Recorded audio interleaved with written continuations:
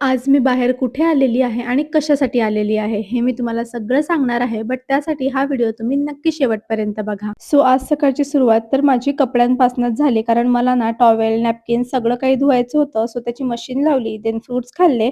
थोड्याच वेळात जेवण आवरलं आणि मग ना मी हे काम हातात घेतलं. ॲक्चुअली आज ना सकाळीच मम्मींनी पापड बनवले होते आणि दुपारी मला त्याला पलटवायचं होतं, कारण ते लवकर वाळायला हवे. म्हणून मी हे काम हातात घेतलं आणि हे काम करता-करता माझं त्याच्यावर मन सुद्धा गेलं. मग काय खाल्लाच मी एक पापड आणि ते खाऊन ना मला खूप छान वाटत होतं. कारण वाळवण खायची मजा ना काही वेगळीच येते.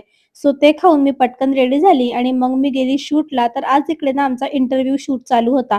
सो पटापट ते आवरलं आणि लगेच ना आम्ही निघालो बाहेर गावाला जायला. ॲक्चुअली आज ना आमच्या फ्रेंडचा बर्थडे होता. सो आज त्यांनी ठरवलं होतं, की त्याला त्याचा बर्थडे वृद्धाश्रमात सेलिब्रेट करायचा आहे. म्हणून त्यांनी ना सगळी प्लॅनिंग करून ठेवली होती आणि आम्ही सुद्धा त्याचा बर्थडे सेलिब्रेट करायलाच इथे आलो होतो. खरं तर इथे येऊन ना आम्हाला एवढं छान वाटलं.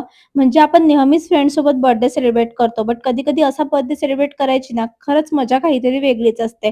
सो त्यांनी बर्थडे निमित्त ना सगळ्यांना कपडे दिले, अन्नदान केलं आणि ते लोकं एवढे खुश झाले ना, की त्यांची खुशी बघून आम्हाला सुद्धा खूप छान वाटत होतं. खरंच जर तुम्हाला पण कधी असं वाटलं ना, की काहीतरी वेगळ्या पद्धतीने बर्थडे सेलिब्रेट करावा किंवा तुमच्यामुळे कोणाला तरी आनंद व्हावा, तर कधीतरी अनाथ आश्रमात किंवा वृद्धाश्रमात बर्थडे सेलिब्रेट करून बघा.